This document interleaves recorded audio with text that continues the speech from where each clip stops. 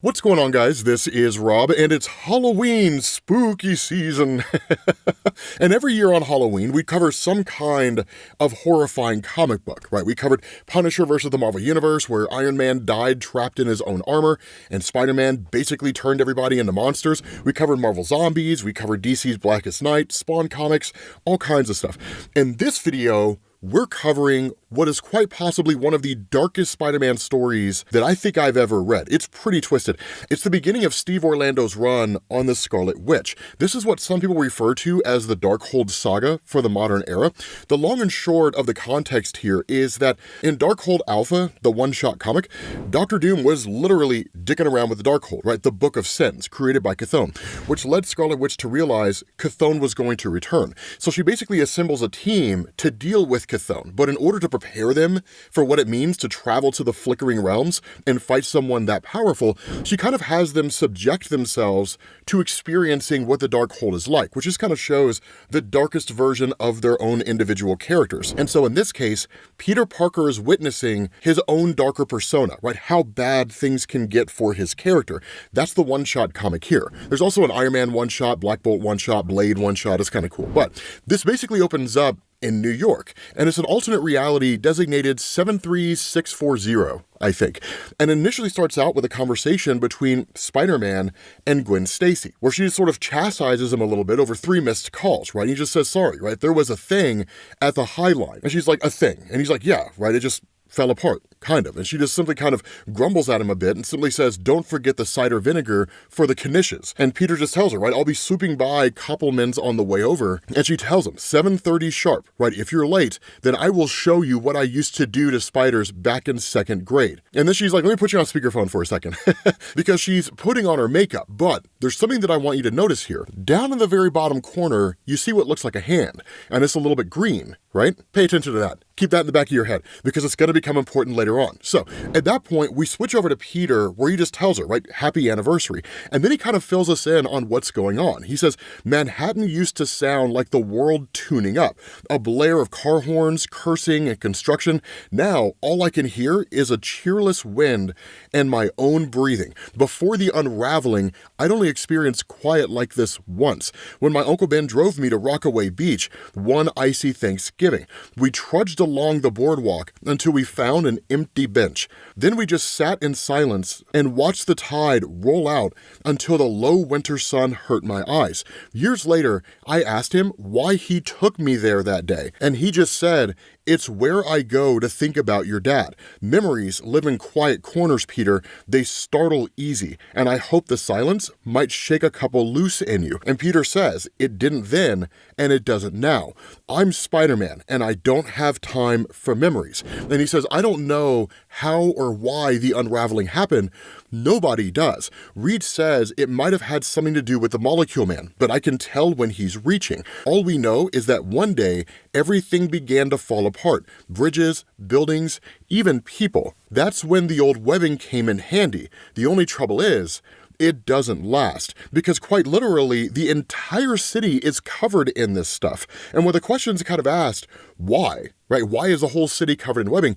It comes by way of Peter basically swooping down and just finding a guy who'd fallen over. He's missing his jaw and he's missing his arm, but he's crying the entire time. And Peter just says, Otto tried to take you hostage again. You must give off like serious hostage vibes. And so he says, just chill, right? I can web you back together, but first we need to find what's missing. And so ultimately he finds his jawbone, right? And he was like, things are looking up already, right? Like, I got your jawbone. We've kind of webbed your face back together a little bit, but then we got to go find your arm. So he just puts the jawbone in the guy's hand and is like, hold on to that. Let me go find Doc Ock, and then we'll bring your arm back to you. Now, to kind of fill in the gaps here a little bit, the unraveling is exactly what it sounds like, because Peter says you can only glue a shattered vase back together so many times.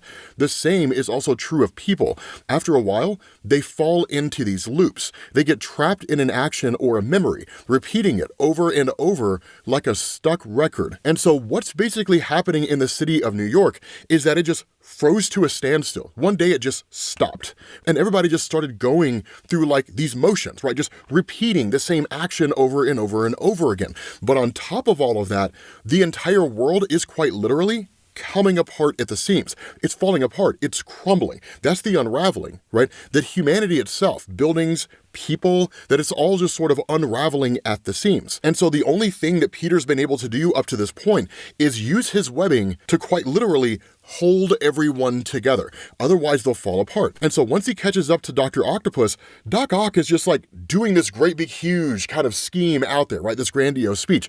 How my entrails churn with hatred for you, boy. The blows we've traded, the battles royale we've fought, they were mere overtures to this, our final duel. Now face me, Wallcrawler, face Dr. Octopus, or this innocent man dies. And that's where Peter's just like, nice hostage. Does it come with a body? Right? And he just says, on bad days like today, when the exhaustion weighs like a cinder block on my chest, I wonder if they're the lucky ones. If Gwen were here, she'd tell me to slow down, but she's not here. And so that's why you get this kind of a scuffle between them. And Dr. Octopus is just saying grandiose Dr. Octopus things, right? Stay still, blast your eyes, right? And Peter responds in kind. I'd love to stay out and play, Otto, but I'm on the clock here, right? And Otto's just kind of like, how dare you, right? I will not be dismissed like some household grudge. Like, I am Otto Octavius. But again, like Peter just webs him up, and then ultimately Dr. Octopus's arms come off. And when that happens, he just kind of falls down and just starts crying, right? He's just like, please don't laugh.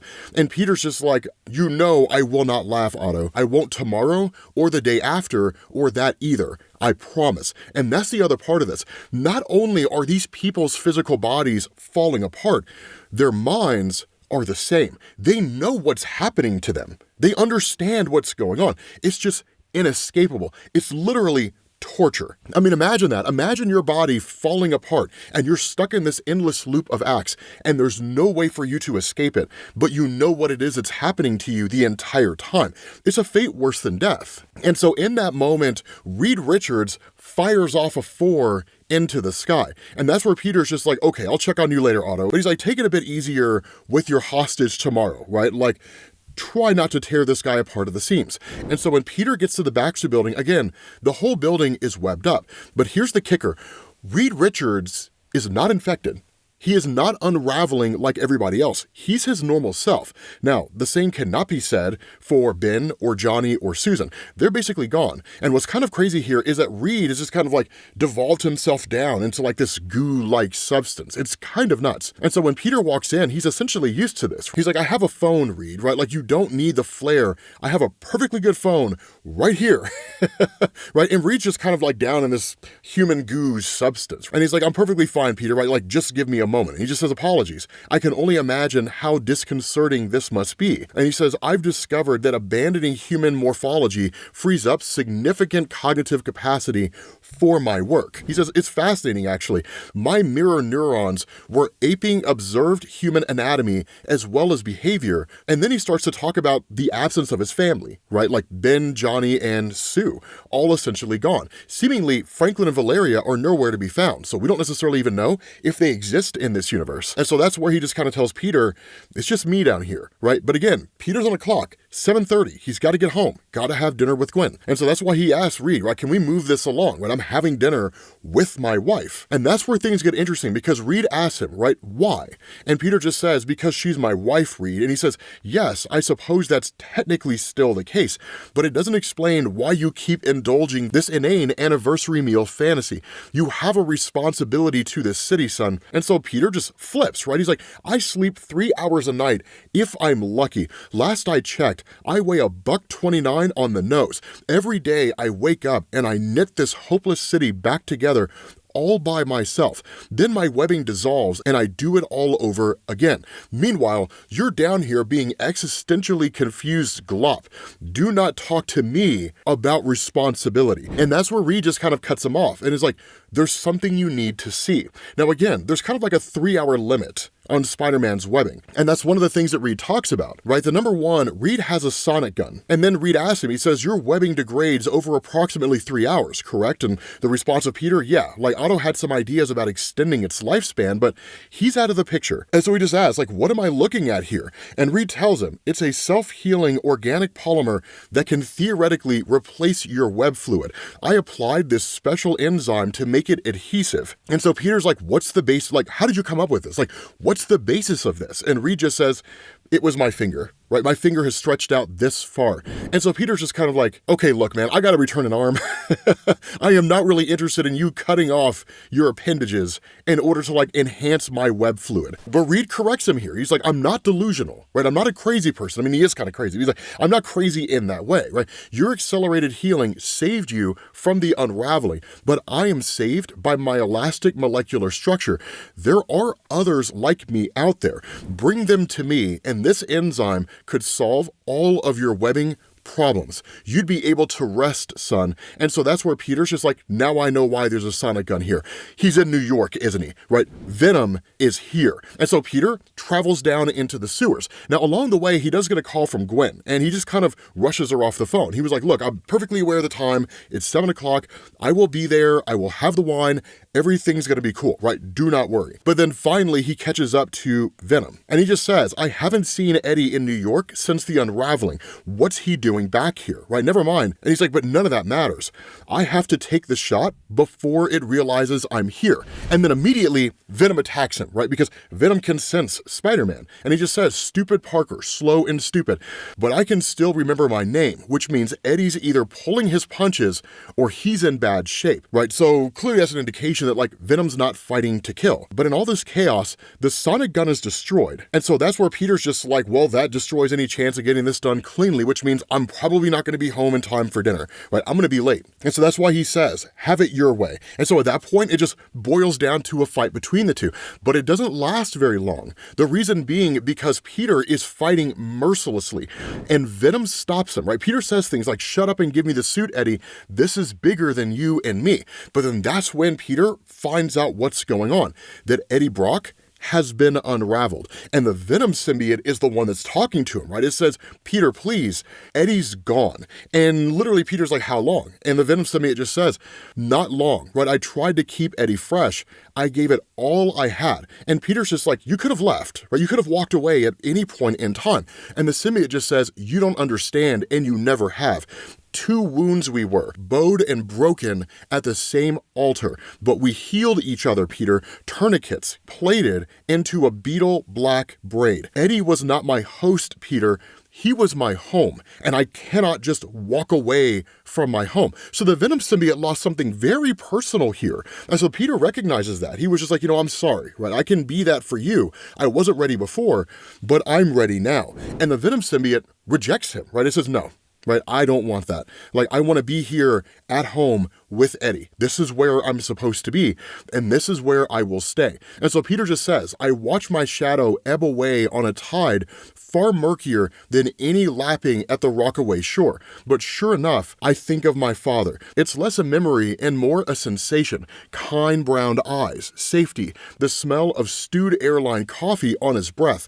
But it's enough. Minutes tick by, irretrievable, unforgivable minutes before I remember where I'm supposed to be. And that's where Peter's like, Gwen, right? Like, I'm totally late. And so he says, a wave of deja vu hits me like an 18-wheeler as I pass Penn Station. And he keeps calling her, right? Every time he calls her, she never answers the phone. And he just says, there's something so familiar about all of this. And he says, a web has many strands, but they all lead inexorably to the center. So I already know how this ends, but I try anyway. Because when he gets there back to his apartment, Gwen, she's unraveled.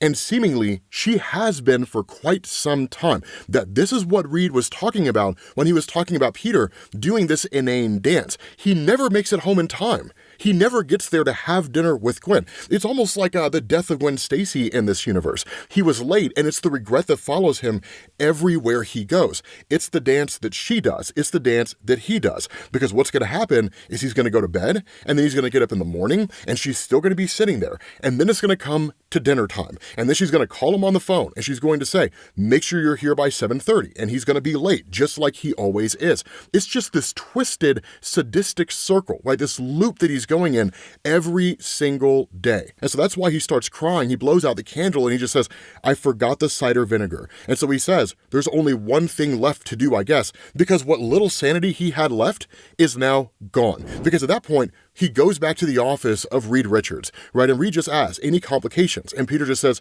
none worth mentioning, right? And Reed just says, good, excellent. And he's like, Peter, about Gwen. And Peter kind of muses and he says, 2 wounds we were. And Reed's like, what are you talking about, right? And Peter just says, well, it's something an old friend was just trying to tell me. And so Reed starts talking, right? He says, I spoke out of turn earlier and I apologize. It was wrong of me to imply that your priorities are not reasonable or considered. I would have done anything to keep them alive, Peter, anything. And sometimes I wonder if that were all that was holding me together, right? So clearly, even Reed is on the edge of sanity here. And so Peter comes up behind him with a syringe in his hand. And then at that point, you jump forward, right? And Peter gives us this monologue. He says, Reed was right. Things are better now. The new webbing hasn't fixed the city. It was never going to, but it's arrested its decline for now. I finally have time to think, to mourn. I'm starting to remember these odd details, like when Aunt May went on a housekeeping rampage after Ben died. At night, I'd creep downstairs to find her frying up stack after stack of wheat cakes or scrubbing the kitchen floor hard enough to turn it into a mirror. Eventually, I thought I was going to have to call Dr. Feinberg, but one morning she sat on the edge of my bed, smiled, and told me not to worry. I'm just trying to keep busy, sweetheart, she said. And that's the crazy thing, is because the city has been returned to what passes for normalcy. The unraveling has not been cured, right? The city is still falling apart. It's just that the process of falling apart has basically gone away. But everybody is back to some measure of a normal state. They're still going through their loops and things are still screwed. But Dr. Octopus and so on and so forth, right? It's quote unquote life as always, as much of a sick caricature of real life as it is. But that's when you find out what Peter did. Because this webbing is not webbing. This webbing is Reed Richards. Peter literally injected Reed, knocked him out, and turned him into webbing. And where Reed tells him, right, please, Peter, it hurts. Peter just says, I know, Reed, but you have a responsibility to this city. With that being said, guys, we're going to bring this to an end. It's a pretty dark story, isn't it? And again, this is only one of them, right? There's Iron Man, there's Blade, there is Wasp, which is kind of a wonky one. There's Black Bolt, and then there's like the Darkhold Omega, right? Like the final story of the whole thing. So let me know what you guys think down in the comments section. Thank you guys for watching. Hopefully you enjoyed this video. If you did, drop a like, and I will catch you all later. Peace.